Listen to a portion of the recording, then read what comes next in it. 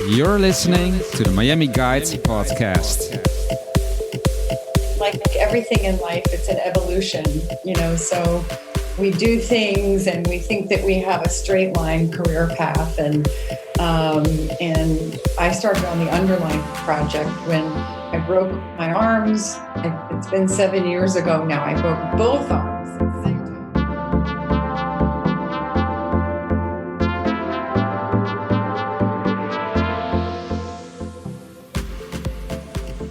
Hey Miami, what's going on? It's Mike. Welcome back to another episode of the Miami Guides podcast.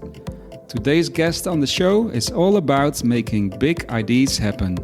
She's the founder and president of Friends of The Underline, and her name is Meg Daly. Now, The Underline is Miami's newest park under its train tracks. The first section has just officially opened of what will be a 10-mile-long park downtown Miami. 8 years ago, after Meg broke her arm and she couldn't drive anymore, she had to start taking the train and had to walk under the train tracks to get to the station. Well, at the time, the path was dirty and neglected. She was inspired by the High Line in New York City, and she recognized that this path could be a valuable part of the city. So she started advocating for its transformation. She has been able to raise over $120 million for the construction of the new park. So stay tuned. Meg has an inspiring story, sharing her journey, coming right up.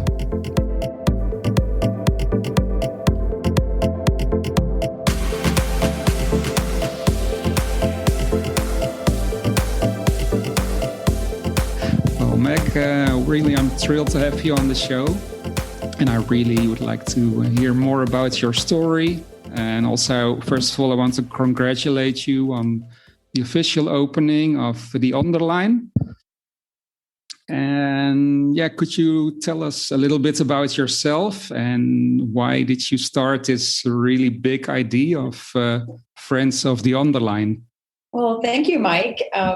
Like everything in life, it's an evolution, so we do things and we think that we have a straight line career path. And I started on the Underline project when I broke my arms. It's been 7 years ago now. I broke both arms at the same time. Wow.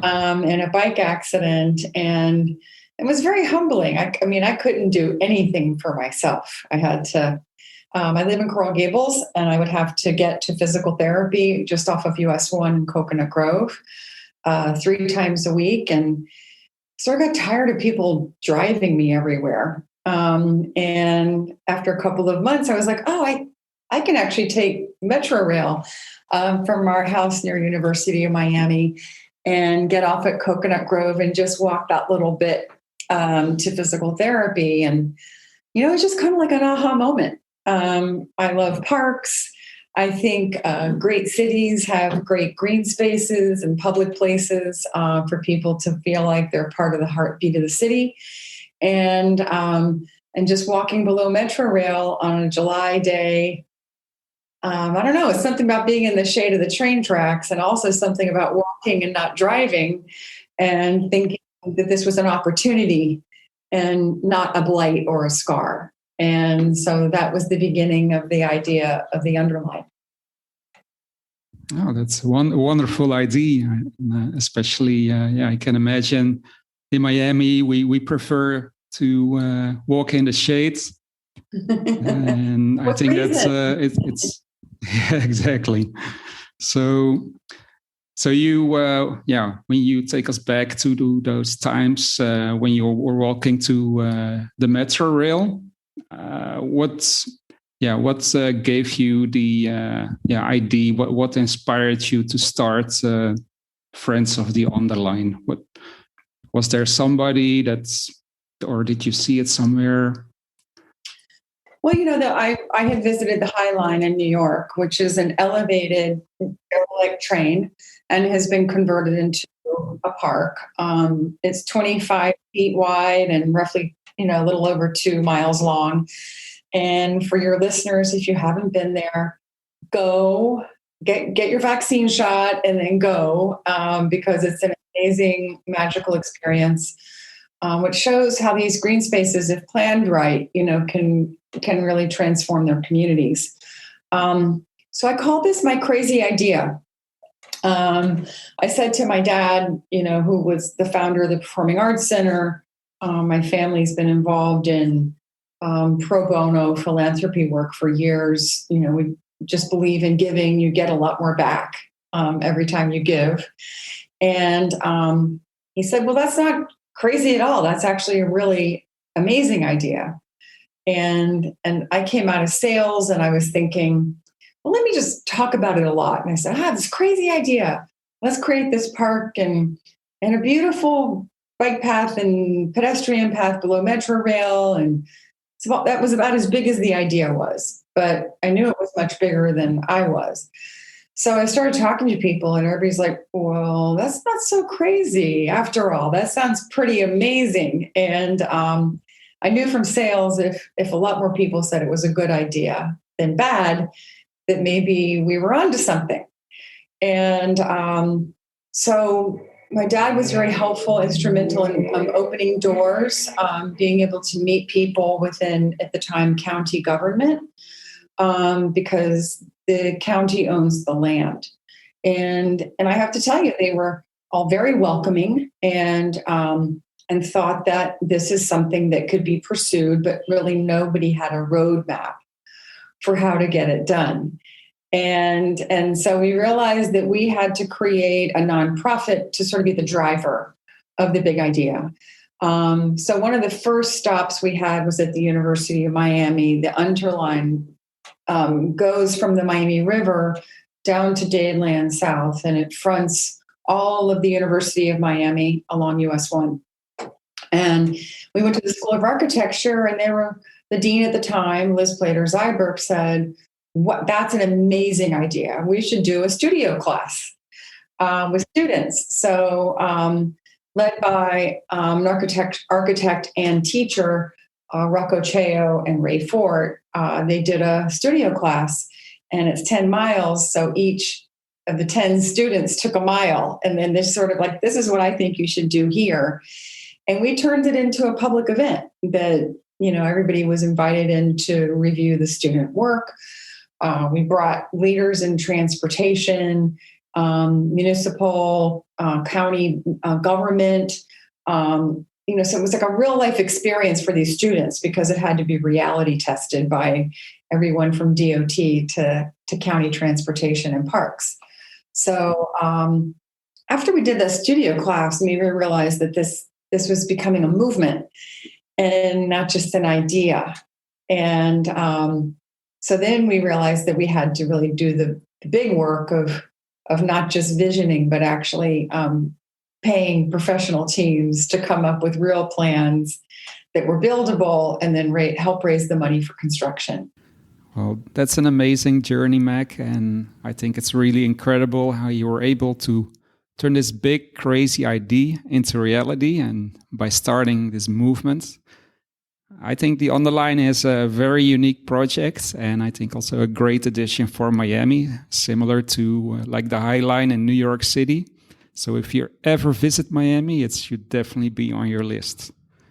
Now, could you tell us something about the beginning of the project? Some of the things that you didn't expect or surprised you with the Underline? Well, I had never even met an elected official in person. So for me, it was very hard to do the advocacy work of knocking on doors, sort of like sharing the vision, the promise of transformation. There were some who were like, yeah, not in my lifetime, but there wasn't a single person who said it wasn't a good idea. It said maybe it was too hard to take on because it's complicated. It's county land, running through 3 municipalities. And, I don't know, something about sales. I just, if someone says no, I'm just going to go back again until they say yes. and or get out of here. I can't stand it anymore. And I have no problem talking about this project because I'm so passionate about it. So I do remember when we met with the county parks department, I met a lovely woman named Maria Nardi, who's now head of the department of the parks department countywide. It's a big job. And she was like, we sort of had something going on this, just not, to the scale. And we were going to convert, which is now our first half mile, which we just opened on Friday. It's out my window in my office. We had, the Parks Department had a plan to take it on as a project for themselves. And she's like, but I kind of like the bigger idea a lot better.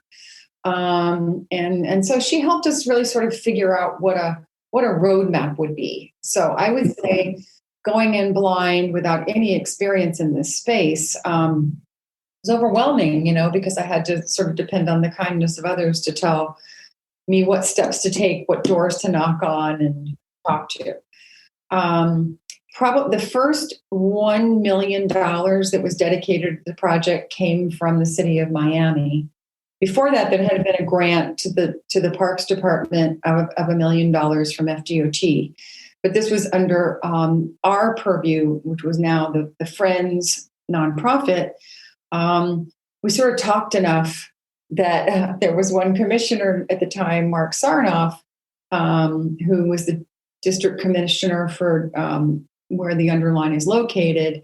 And he came up with a formula of, what about if we create an area that any impact fees, which are come from development, we make sure that they stay in that area of impact. So they were going to, if someone builds in the area of the Underline within 500 feet in my district, it's going to go to the Underline. And that's where the first funding came from. And I think it was like around $1 million. He goes, I think it's around $1 million we already have. So we're walking out of that city of Miami meeting, like really stunned. Like I had no idea what had happened. I didn't really understand the instrument or anything, but I knew it was good. And so then municipalities started doing more like that.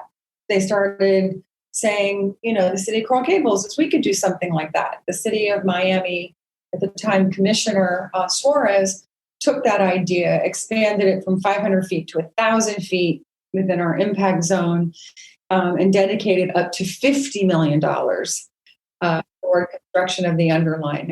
So that was the municipal piece.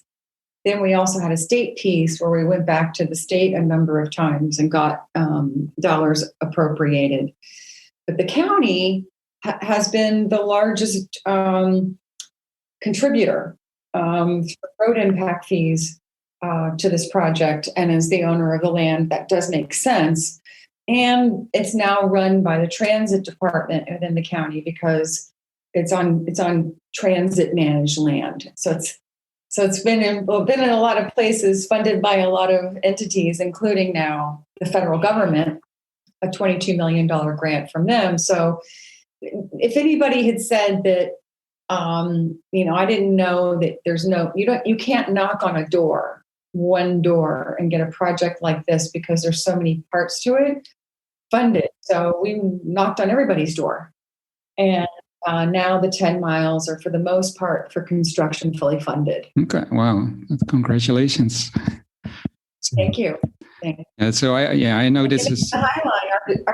Our design team is the same that did the Highline. Oh, really? Okay, I didn't know that. Our field operations and our branding was started with a group called Pentagram, some of the lead branders in the world, and that graphic artist now went off on his own, and so he's now continuing to do our branding work, and it's really world class. Wonderful. Well, do you have any advice for? I know that your idea is a really, really big one, but do you have any advice for people to sell an ID? Well, yeah, I think it's just a sort of like really understanding what your value proposition is, and having anyone who comes out of sales is I have an offering. I need to know who I'm selling to. I need to be able to communicate it to them efficiently, and I need to be very persistent. Because the sales mantra is, maybe 1 in 10 people you speak to will actually be interested, and then another percentage of that will actually, quote unquote, buy. So I sort of brought those principles to the space that we're operating in now. And I think that it's sort of like having a checkbox, is what you're doing, understanding, does it impact, in the case of the public spaces, quality of life, mobility, safety. There's sort of a series of criteria of what can be funded with public dollars. And in the private sector, which would be the philanthropy space, what are you doing for community building, public health, quality of life as well, creativity, education. So it's really understanding how you fit within the matrix of funding and knowing how to communicate that as quickly as possible. Like, I had one commissioner, I finally got a meeting with him. It took 2 months. He took his watch off and he set it down on the table. He said, "You have 5 minutes." Oh, okay. Well, let me get to page 24 of my presentation. And then there are others who, want to talk to you for 2 hours. So it's much like, any sales process, is you have to, know who you're selling to, know what your value is, and be very clear what you're asking for and the return on investment. Okay. Could you also tell something about the mission of the Underline and how that's influenced the importance of getting the project started? So it's really interesting because we spent a lot of time around our mission, and we stopped working on it a couple of years ago because we realized that we weren't just building a place, we're building a place for life. And what I loved about the construction fences coming down last week, because they've been up for 2.5 years, is that all of a sudden, like, what's going to happen? What are people going to do? They just used it, right? You didn't need a manual on how to use the Underline. Right. People just used it. There was something very beautiful in that. So to that end, we really believe that we have a short list of core values, which are led by safety based on our public input. Miami-Dade County is one of the most dangerous places to walk and bike in the United States. So public safety, public health, getting people to move through active transportation, walking or biking, or even connecting to transit, perhaps even rather than going to a gym. We believe in building community through health and wellness, cultural, educational programs. We believe that we should be part of a resiliency movement in our community. So just in the first half mile, we've planted 30,000 new plants and trees. Okay. Wow. For the entire 10 miles, 4,000 trees. What's that doing for CO2? What's that doing for mental health with people connecting with nature? What's that doing for children appreciating the value of resilient planting for sustainability for Mother Nature? We believe in having fun. So, believe it or not, fun is a core value, and also diversity, inclusivity, and innovation. So that's a lot. Yeah. And so we look at the Underline as not just, real estate. It's what we're putting on top of it. So the trails connecting to transit, are part of a multimodal transportation solution. We look at the plants that we add to the Underline as building on a resilient future for our community and our planet. We're adding a layer of now free Wi-Fi, and we're trying to pioneer the use of public spaces, leveraging technology. And so we're embarking on a tech master plan. Another layer of public art. We see this as a 10-mile outdoor gallery. And then all the health and wellness and activation that we have going on, whether it be outdoor movie nights or, I don't know if you've ever been to, I forgot to turn off my do not disturb. Sorry to your listeners, my ding ding. And so if you're in Hyde Park in London, people just stand up and talk, right? So why not just hang out here too? Is this the place to hang or be active or pass through? And all of it has purpose. Oh, wonderful. So, I can see multiple missions here in this project. It's not just one big mission, but yes, especially for art events and making eventually Miami a better place. That sounds great. And getting people to come here and getting people to stay here because of an improved quality of life. And I think that, so I can do our mission in, 100 words or less. Right. It's on our website. But I wanted to tell, the reasons for those decisions and why we picked those as our core values. But we believe, and this is a personal belief, in order for Miami to be a world-class city that competes with not just other great cities in the country, but as we're more global and more flat. What are we doing to make this a better place, not just for the people who live here now, but who come here? And we have a real issue with the cost of living. Combining that with the cost of transportation makes us one of the most expensive places to live per capita. So how do we help people build alongside the underline so that there's affordable price points to this beautiful amenity, right? And it's not just available to one population who make an income of X amount. 35 to 40% of the people living within our impact area make less than $35,000 a year. So Wi-Fi is important for helping with the digital divide, and accessible programs, so that you can always live and learn here. So everything we're doing is very intentional. That's great. Yeah, I think it's a great addition to Miami and making it even more attractive for people to come and move to Miami. So right, we're bounded by water. We have our Everglades on the west. Right. We have our bay on the east and the west. So what happens in the middle, the land, right? So how do we bring value to those spaces and make it more livable in a walkable way, and more green? So and more green, and I have more shade. We talked about shade, so shade's good. So what's next after the final phase when the underline is complete? Have you thought about that? So I've been doing this for 7 years, and we have an incredibly ambitious goal of completing the remaining 9.5 miles in less than 5 years. Okay. And the reason for that is one of the grants that the Friends and the county applied for required that the project be finished in 5 years, and it's close to $23 million. So you don't want to lose that. But I don't know, there's something about having this speed of delivery. It's been really good for not just our project, but other projects. People thinking, wow, we can get it done. We don't have to move at the pace of the money at the pace that money comes in. We can accelerate things.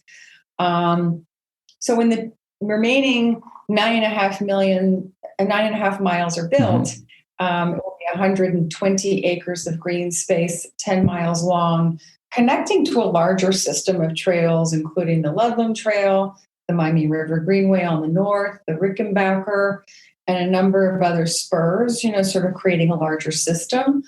I think what we'll see over time is that people will appreciate urban green spaces as worthy of being invested in, and sort of giving more value to us staying within our own impact zone of 5 miles and not having to drive to Miami Beach. Right. It's fun. And I think that we'll see that you'll be able to walk out your front door, your back door, and have beauty. And also maybe try walking or biking to transit and not driving, or walking or biking a little distance and then hopping on a train rather than driving to work. Or I think that people will start to explore alternative modes of transportation. We'll start testing it more and liking it, because it brings a deep appreciation for your community when you walk and bike it rather than drive it. Yeah. Especially also during these times with the epidemic and all. So cargo bikes. So the cargo bike is the big bike that has the big basket in front. Yeah, I know. Yeah, so I test drove a couple of cargo bikes this weekend. Nice. Okay. Yeah, sort of like you want to give up your minivan, buy a cargo bike, right? And it's like what they were telling me that during the pandemic, during quarantine, they were selling 50 bicycles a day. Wow. Okay. There was like this huge surge in bicycle sales because their kids weren't in school. It was a great way for the family to get out safely. And they were like walking and they were biking and they were dusting off their bicycles and buying bicycles and learning how to bike. And I really hope that we have a silver lining in appreciating our green spaces is a healthy way to live in a city, not just during quarantine, but for the rest of, for the rest of that time that I'm here, and I'm already 60. So I hope that there's a shift in how we live in our cities and how we build our cities to prioritize people and to prioritize parks. Nice. Well, that's great. That's a great mission. So with the official opening just 1 week ago, do you have any events coming up? Maybe 305 Day? Or is there anything going on? We're doing, there's the county's putting on the Bike to Work Day on Friday, meetup at the University of Miami Metrorail station at 8. And then they travel as a large group biking downtown, stopping at Government Center. Most of our yoga is every weekend, every Saturday. It's very popular. Sponsored by Baptist Health South Florida. We hope to start introducing our in-person events sooner rather than later. Our first one is this Sunday at 3. Eventbrite should be live with Miami City Ballet doing a performance on our soundstage. Oh, nice. On the corner of Southwest 8th and Street and Southwest 1st Avenue, 2 blocks north of the Brickell Metrorail station. And that'll be free to the first X number of people that sign up. It's the City Ballet's program called Love Letters to Miami. That's great. And so and our website is theunderline.org. All of our events get posted there. They're free. But you also just come here and it's like an event, because the butterflies are out, the plants that we've planted. They're not just attracting butterflies, they're populating monarchs, the sulfur, the atala, which is endangered. Scooters are allowed on our bike trails. You can skateboard, you can skate on the bike trail, you can walk, you can run, you can sit, you can dine. You can see our first mural that was painted by Edney Jean-Joseph with support by a local philanthropist, Louis Wolfson. So there's lots to do without having an event. Just come here. Lots of things going on. Where can our audience learn more about the project? So we have lots of information on our website, theunderline.org. And we'll tell you our construction progress. All of our events are posted there. We have another public meeting coming up on our second phase, which is from Coral Way to North Grove. That's in partnership with Miami-Dade County. It's virtual. I imagine that'll be posted in the next couple of weeks. And then as we build the next 7 miles, we will have a series of public meetings where everybody's allowed to speak and everybody has a good idea, and we want to hear all of them. And also they can find information if they want to support the project. So thank you for that. At our website is theunderline.org /donate. Really excited to see a lot of small donations come in with the 25 plus, which is, if you get a lot of those, you can actually really support the ongoing operations, which are not we have security we have to pay for, maintenance we have to pay for. We have to clean it all the time because of COVID conditions. So to keep it beautiful and sparkle, not just today, but tomorrow, we really do rely on those donations, and they are all tax deductible. And every one of them is appreciated. All right. Well, we will definitely share all the links in the show. And yeah, thank you so much, Meg, for being on the show and learning more about your story. It was wonderful to have you on the show. And yeah, I'm looking forward to the next phases of The Underline. Well, thank you so much for the invitation. It's been a lot of fun talking to you. Thank you so much.